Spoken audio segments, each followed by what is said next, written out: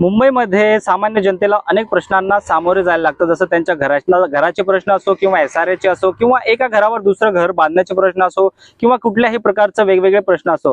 तर या बाबतीतच आज जनता दरबार ठेवण्यात आला होता। उत्तर पश्चिम जिल्ह्याचे खासदार रवींद्र वायकर यांच्या नेतृत्वाखाली गोरेगाव पूर्वेतील आरे कॉलनी युनिट नंबर 5 मध्ये हा जनता दरबार ठेवण्यात आला होता। शेकडो लोकांनी याच्यात सहभाग नोंदवला आणि याच्यात संबंधित अधिकारी आणि SRAचे वरिष्ठ अधिकारी पण याच्यात उपस्थित होते। जनतेचे प्रश्न ऐकून खासदार रवींद्र वायकर यांनी त्यांचे जे आहे ते प्रश्न सोडवण्याचे आश्वासन पण दिलेले आहेत। आपल्या सोबत आहेत खासदार रवींद्र वायकर।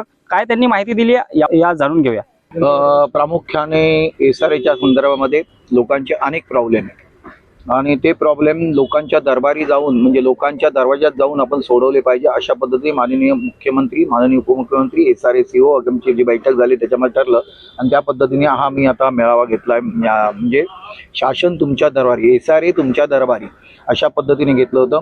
माझ्याकडे अंधेरी, जोगेश्वरी, गोरेगाव आणि दिंडोशी वगैरे येतं।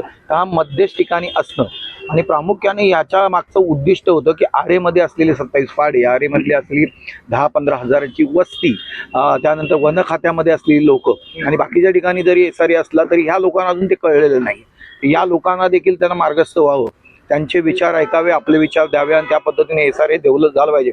आरेमधल्या लोकांना देखील SRAचा फायदा झाला पाहिजे, वन विभागातल्या लोकांना देखील SRAचा फायदा झाला पाहिजे। कारण माननीय पंतप्रधानांनी सांगितलेलं आहे, जो इन्स्टिट्यूट आहे म्हणजे जागेवरती डेव्हलप करा पंतप्रधान आवास योजनेच्या माध्यमातून आणि आम्ही संपूर्ण राज्यांना सांगितलेले आहेत, म्हणजे 36 राज्यांना अशा पद्धतीने आम्ही सांगितलेलं आहे। मी ज्या अर्बन डेव्हलपमेंटचा मी सदस्य असल्या कारणाने त्यामुळे माझ्या महाराष्ट्रामध्ये देखील माझ्या विभागामध्ये देखील हे झालं पाहिजे या दृष्टीने आम्ही ही कारवाई केलेली आहे। याच्यामध्ये एवढा रिस्पॉन्स मिळाला, जवळजवळ 60च्या वर सोसायट्या आल्या। आता 60च्या वर सोसायट्या, वैयक्तिक सर्वांचे प्रश्न हे तिथल्या तिथे असलेल्या अधिकाऱ्यांनी लिहून घेतलेले आहेत, चर्चा केलेली आहे, त्यांना उत्तरं दिलेली आहेत। तर यातनं आणखीन 15 दिवसामध्ये ते काही राहिलेली असतील तर त्यांना देखील पॉझिटिव्हली उत्तर जाऊन त्यांना जे योग्य दिशा दिली जाईल आणि या दृष्टीने आजचा जो भर उन्हामध्ये मे महिन्याच्या 17 तारखेला भर उन्हामध्ये अशा पद्धतीने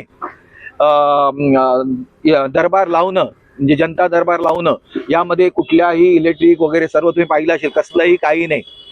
तर माननीय पंतप्रधानांनी जे देशाला आव्हान केलेलं आहे त्या पद्धतीने वागून आम्ही आजचा हा जनता दरबार प्रश्न आज सोडले गेले। 60 लोकांचे सोसायटी आणि बाकीचे वैयक्तिक हे असे भरपूर असे प्रश्न सोडवले गेले आणि मला वाटते मुंबई शहरातला हा पहिला जनता दरबार असेल की ज्यामध्ये एवढ्या लोकांचे प्रश्न सोडवले गेले।